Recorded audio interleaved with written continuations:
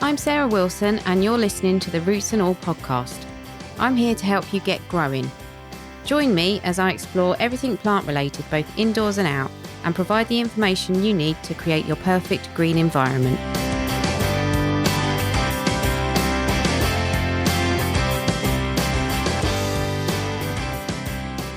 Hello and welcome to this week's episode of the podcast. This week I'm speaking to Botanical storyteller Amanda Edmiston. Amanda trained in herbalism and has an encyclopaedic knowledge of historical plants and botanical figures. But in this episode, we focus mainly on what Amanda does and her work around Elizabeth Blackwell's book, A Curious Herbal. So I thought we'd start, if we can, with you just talking a little bit about, well, what you do and why you chose to do it.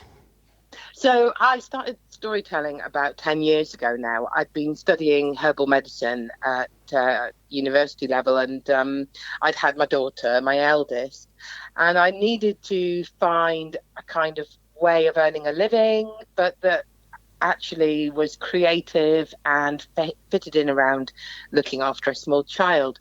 And I didn't really feel drawn to going into clinical practice. So I was basically sort of footering around being a mum with a 2-year-old, and we had a lovely toddler group in a hidden garden in Glasgow, and their remit was to work in the sort of most diverse cultural community in Glasgow. So there were people from, I think at one point, 13 different countries, parents and grandparents and small children. And they started to ask the parents to do voluntary sessions, start finding a way to kind of connect quite disparate communities with really varied backgrounds, but using this beautiful garden space. There was a small birch wood, there were laid out herb gardens in raised beds, there were beautiful wildflower meadows, structured areas with sculpture in them, and a big lawn, all in a really small area, but huge range of plants, and very safe in a walled area so that, you know, small children could play. So I decided, well, my mum had been a storyteller for around 20 years at this point, and I'd really always connected with stories. My family sort of mostly have a background in some form of art or writing or sort of creative process. My maternal grandfather was a sculptor, and he always told me stories about the landscape or about why he'd made a sculpture or the history behind the figure he was portraying. And I had kind of I almost thought in stories from a very early age. My mum's mum was a keen gardener. Her family were all involved in plants in some way. Her father had been English Romany, and his mother had had a really tough time of it, from what we can gather from kind of fairly minimal family records. But he had actually decided to work until he could buy himself a farm and become a fruit farmer. So my mum had huge, brilliant, vivid memories of being taken to her grandfather, my great-grandfather's fruit farm when she was little, and climbing cherry trees and all this sort of thing. And their children, my great aunts and uncles, an awful lot of them were involved in something to do with plants. So one became a market gardener, one was a greengrocer. They really connected with plants. So when I needed to find something to do that was paid way of earning a living with a small child as a single parent, and I was working in this beautiful hidden garden, and I was asked to do voluntary sessions, storytelling and sort of sharing folklore and uses of plants, whether it's traditional herbal use or cooking, felt like a very natural option. And people really, really enjoyed it. I found that the very diverse range of countries that the parents came from, the plants were something that connected them all. So if you could mention cinnamon and that incredible sort of aroma is so evocative for just everyone from many different parts of the world, and became a common bond because they could talk about cakes they remembered from childhood, or walking in a wood and the smell reminding them of bark, or, despite having really different backgrounds, plants would bring people together and they would enjoy sharing uses. The garden then got a small amount of funding and paid me to do a run of sessions, a sort of small residency, if you like. And then I was asked to partner up that residency with the Hidden Gardens in Glasgow, with Chelsea Physic Garden in London, and tie in spice stories that I had collected from mainly the Indian and Pakistani women in the toddler group, and then tying those stories and finding connections with Scottish stories. I was asked to go down and do spice stories for Chelsea Physic Garden for a spice weekend. When I got back, the Scottish Ballet had caught up on my work. They worked in a nearby building and someone had seen some of my stuff, and they asked me to do a small video film for their education department and write a version of Sleeping Beauty for them.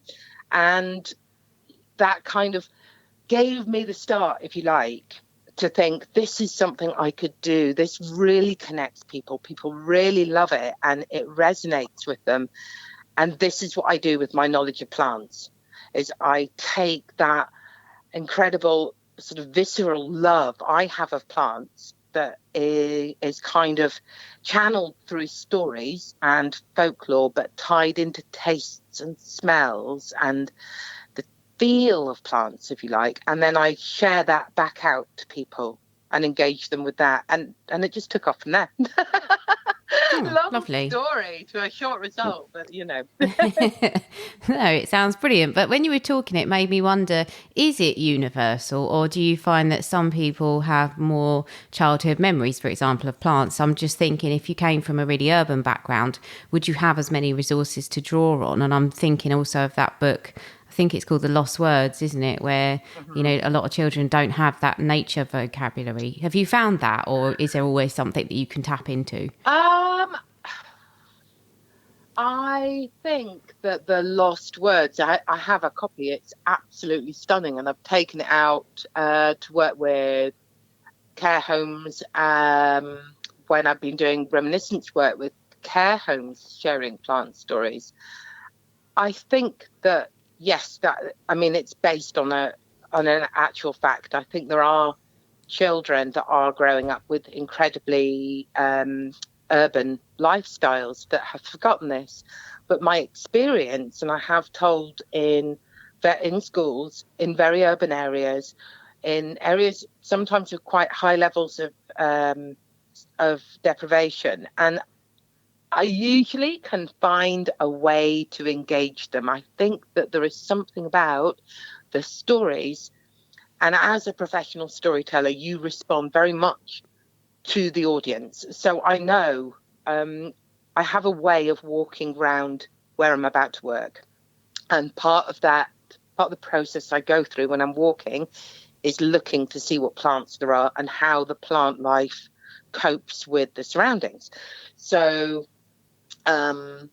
you start to spot a dandelion that, despite its concrete surrounds, that taproot can go deep down into the earth. And you connect with the plants that are there. And then people know that the storytelling is about their space. It's not alienating them. It's not some space that they don't have any access to. You connect it into their space. And that like the dandelion root opening up a crack in the ground, is a bit like the opening into this world of plants. I also have some great stories that I know that there are specific groups that there are age groups like upper primary, early secondary find it hard to give up the cool, if you like. They don't really like to fess up to, they just want to sit under a tree and fiddle around with a bit of grass anymore. That you might get 5 and 6-year-olds making daisy chains and blowing dandelion clocks. Your average 13-year-old in a city child probably would like doing that, but they're reluctant to admit to it in front of their peer group sometimes, not always. But I have stories about great scary things, horrendous stories of accidental poisonings, or always go down well, or creepy stories where people are they're almost superhero-like in their structure, but they're actually really ancient traditional stories that involve outwitting the devil, or and connecting in with the plant lore. At which point, even the most reluctant hip teenager is usually with you by the end. I have a session that I've been introducing people that maybe do feel a bit alienated by. Based on the true story of the confectioner that accidentally poisoned everyone with a mint humbug, and I offer them all a humbug before I tell them about the poisoning with the humbug, regardless of age.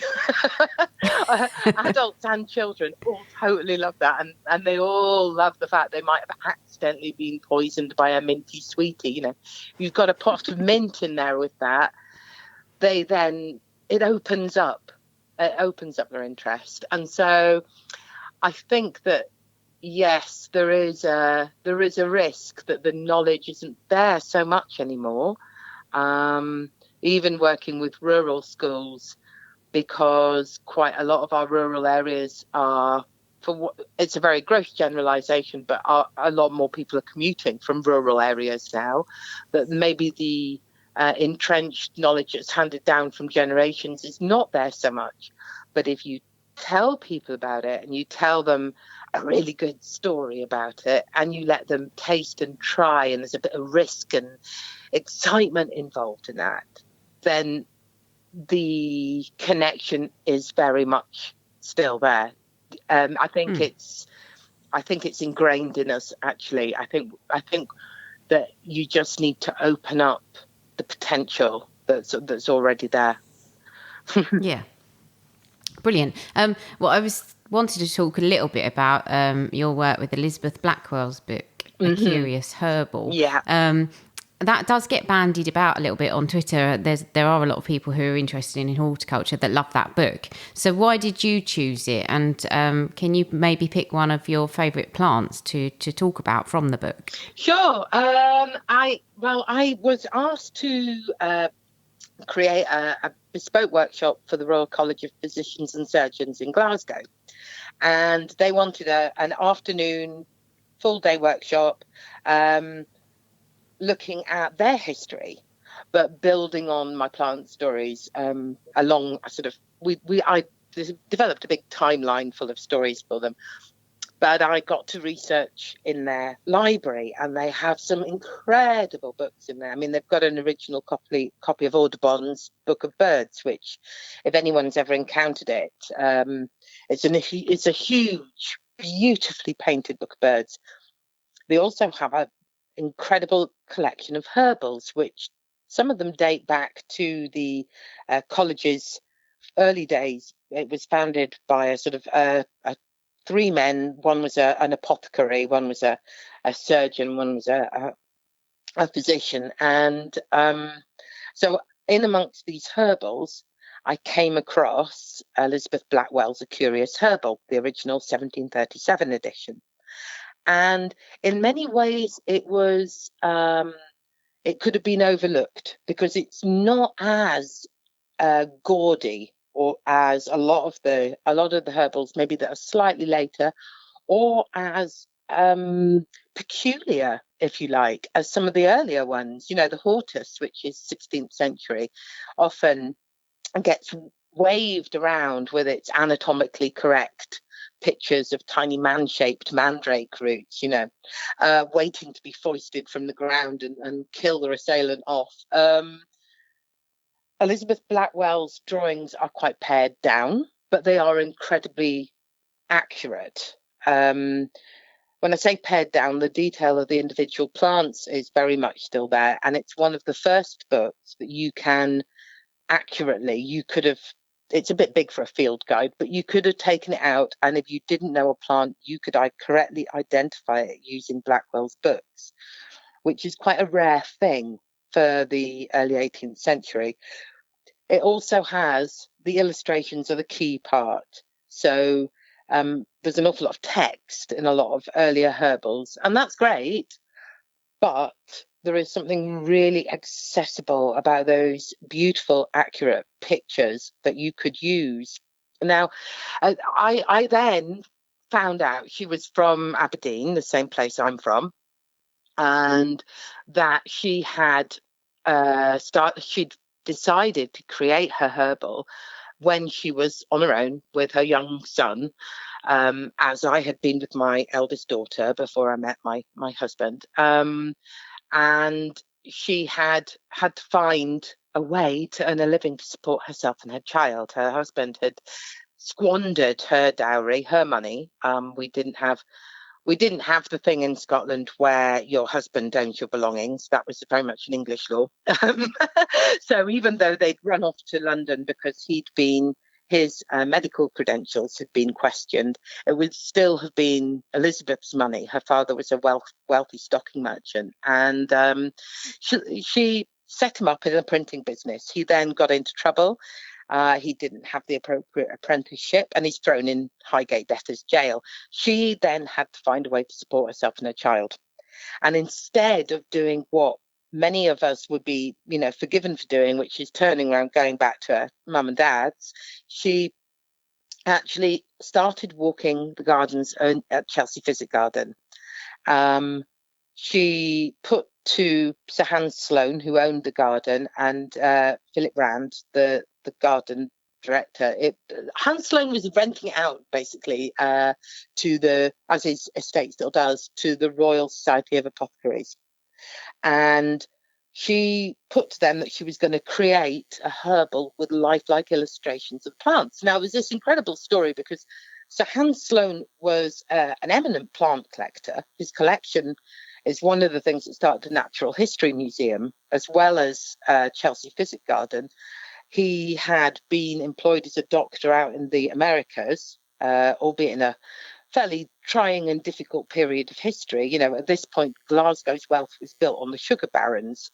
Our relationship with the West Indies was, built on slavery and abuse. But at the same point, Sir Hans Sloane was out there as a doctor, and he clearly spoke to a great range of people, because he brings back recipes for things like chocolate, which are not, this is a different culture. This is not a white elite passing on these recipes. He does bring back Spanish recipes for using tomatoes, and Elizabeth Blackwell, having never been, starts drawing these plants. She not only draws the nettles and dandelions that she would have seen from her childhood in Scotland, and no doubt covering London in those days, she sees these plants, some of them grown in the UK for the very first time, chocolate, and tomatoes, which, people, I'm no longer surprised by the fact that nobody eats tomatoes in the 18th century.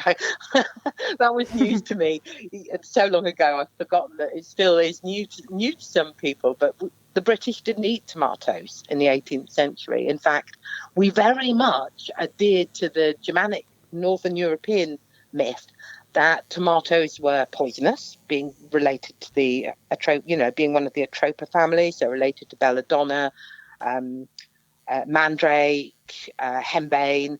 And she talks about tomatoes. She mentions that they're eaten in Italy, Spain, with dressing like we do cucumbers. But at the same point, the mass feeling about tomatoes in the UK is this one of fear.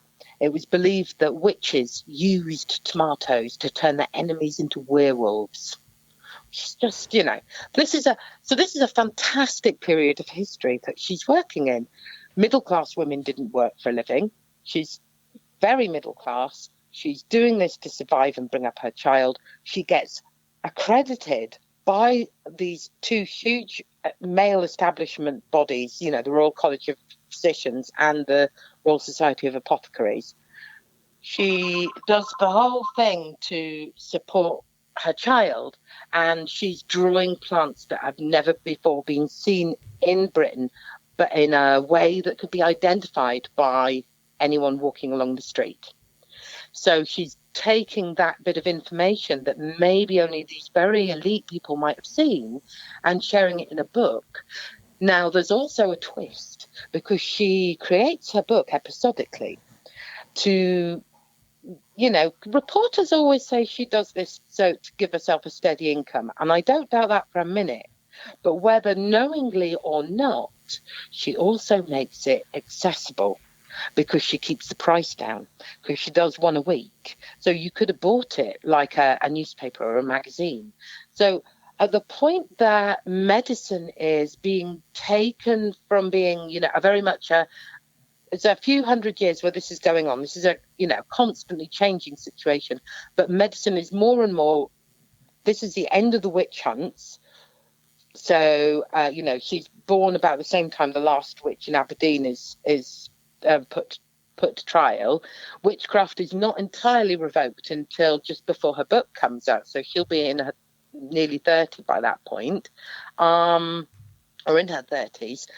And this is a different time, so information is being taken out of the hands of the common people and being turned into a more structured form of medicine that requires more qualifications, more sort of assessment by an establishment. This is not necessarily a bad thing, but the shift in information is fascinating. So as soon as I twigged that her book was published in 1737, so the end of the witch trials, in a time that Mary Wollstonecraft, end of 60, 70 years later, is described by a vicar as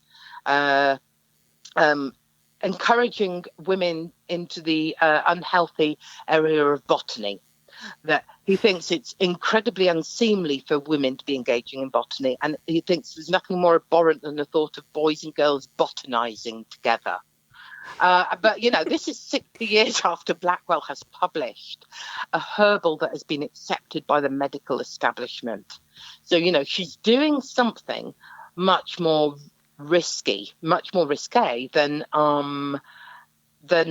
we often give her credit for. And then there was a huge period of time in the 60s, really quite well-respected commentators on botanical illustration sort of write her work off as, nice flower drawings, not very exciting. But the point is that they don't need to be exciting. What they are is accurate, and they're sharing information. There's another great myth as well. And as soon as I saw the book, and I had this really deep personal connection to her, and I kind of felt this is a woman whose paths I keep crossing, whether it was in Chelsea Physic Garden, where we'd both started off our professional careers, or whether it was place where we were born, then it's, there was something really compelling about that. But I also immediately thought, hang on a minute, this is, she's been overlooked and written off as as not having the value if you look at what she does in the correct period of time. There's this other thing, this is where I was heading with that she, for years, everyone has said, she took the book in and her husband wrote the words from his prison cell, which I have very little evidence about this, other than anyone I've said it to, including the staff and, the people down at Chelsea Physic Garden, that I've said, now, no one's put this out there yet, but I'm going to say this now. I do not think for a minute that she went across to Highgate from Chelsea to get her husband to write the words in prison, when she was spending every single day drawing and talking to apothecaries and doctors in Chelsea Physic Garden, who had an extensive library, and all the books that she quotes from, Gerard and Culpeper and people like that, she'd collect gets plant samples from the University of Leiden, which was the leading medical hospital at the time. My friend Elizabeth Brooks, the herbalist and author, has also said we've had a conversation. She has some evidence that Elizabeth Blackwell probably studied midwifery with workshops with William Smiley, and certainly she talks about midwifery herbs in a way that doesn't sound like someone who didn't know. She's not getting someone else to write those words. I think that myth grew up in order for them to be able to sell the book, the publishing rights to the book later on, which they did. And she does that when she's about to go and join her husband out in Sweden. That goes horribly wrong. That's another of his bad ideas, because as you probably know, he ends up executed for and is implicated in a plot that they think he was part of the Jacobite rebellion, and is implicated in a plot to overthrow the Swedish throne, or change the lineage of the Swedish throne. And she doesn't ever go to Sweden, and we kind of lose track of her there. So the book I've been working on for a little while now, although it's not entirely a biography of Blackwell, it's more about the plants and the stories, like the werewolf story with the tomatoes. Those all thread into it. But one of the things I do is link the plant stories up to, and maybe what happens to her after we lose track of her. We do know she's buried at Chelsea Old Parish Church, and next to Sir Hans and Lady Sloane. And I mean, there are so many little nuances and different narratives into the plant world that flow through my project, The Very Curious Herbal.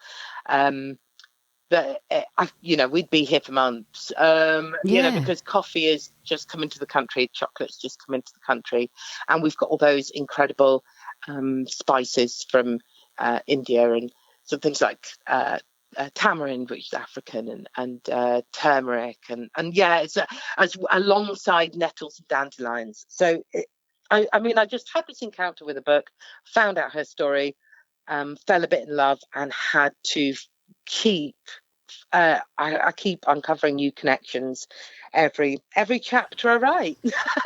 Yeah, I bet you do. Actually, out of interest, when you were talking about it, I wondered, do you know what came first? Was it the idea that tomatoes turn people into werewolves, or was it the name lycopene? Does one precede the other?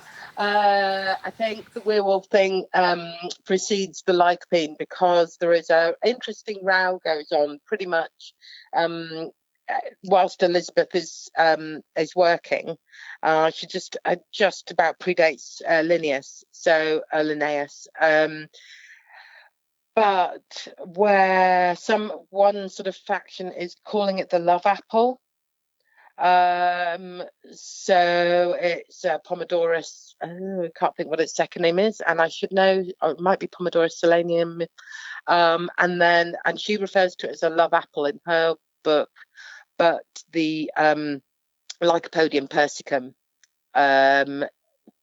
is the other option that was argued over, the wolf peach, Latin for the wolf peach, and that probably is connected into that werewolf legend, and the lycopene then comes from that. And in my storytelling, in the sessions, the Very Curious Herbal sessions, and in the manuscript that is hopefully becoming a book, I do explore that name, the wolf peach, as my herbalist. The herbalist in me wants to connect that to what we describe as an inflammatory cascade. Many people realise that some things, that family, the I can never say that word, solanium family, can be quite inflammatory. So potatoes, aubergines, tomatoes, and the inflammation can aggravate things sometimes like eczema or digestive disturbance, but also things like PMT. And for me, there's a real light bulb moment where I go, ooh, inflammation and werewolves. Because, anything that inflames you in an energetic medicine, we often see as having that potential to make people hot and angry, and whether that's hot, angry skin or hot, angry temper.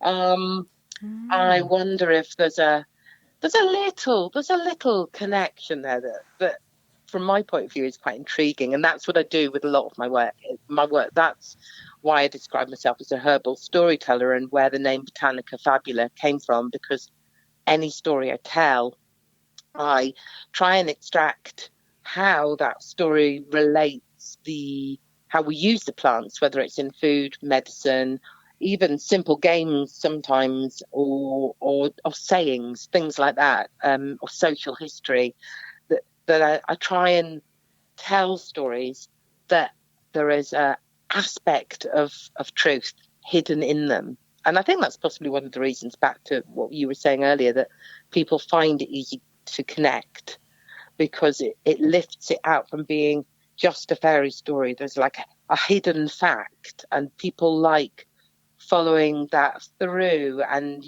even very young children will turn around to me and say, that story is teaching me something, that I've learned the science hidden in there somewhere.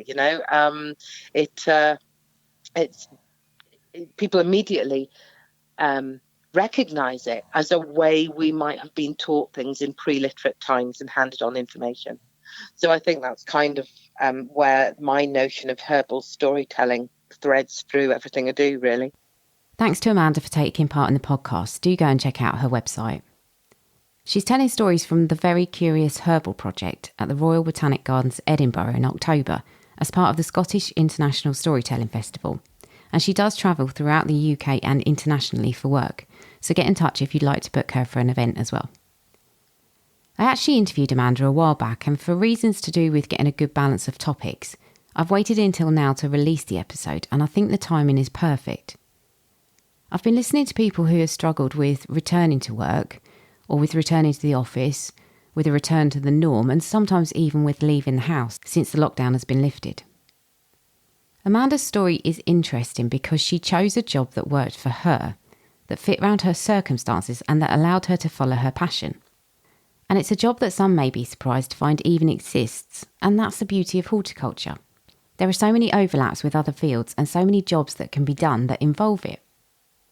I think many of us have tasted a different life since the beginning of the year, and I hope some of you have decided that actually the old grind isn't what you want.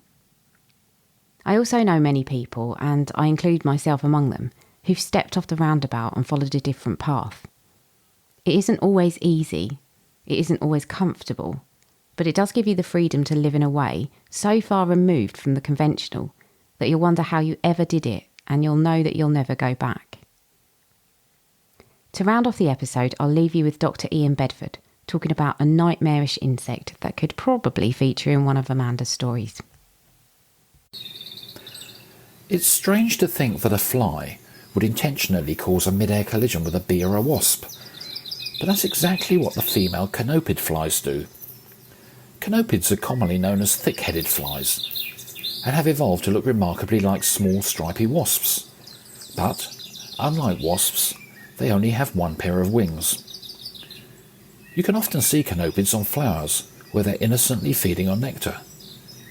However, there's a dark side to a Conopid's life, since they are deadly parasites of bees and wasps.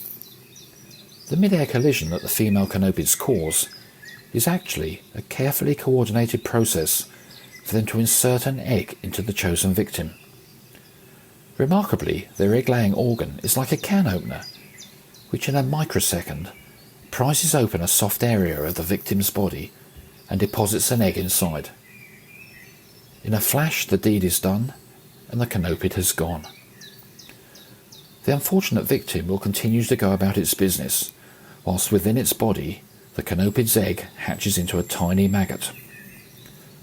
The maggot begins feeding on the victim's internal organs and rapidly grows, eventually pupating within the now empty body cavity, where in a few days' time, a fresh new adult Conopid fly will emerge.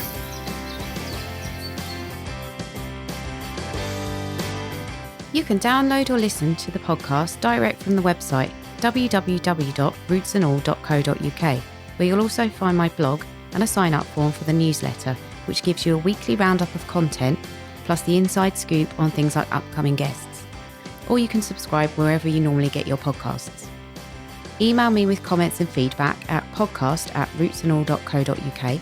Follow me on Twitter, Roots and All, Facebook, Roots and All UK, and Instagram, Roots and All Pod. But please also check out my Patreon, where you can make a one-off donation or take out a monthly subscription to help support my work, because if you like what I do, please help me to continue doing it. Even if you make a one-off donation of £1, trust me, it all helps and I will be immensely grateful. So please go to Patreon and search for Roots and All.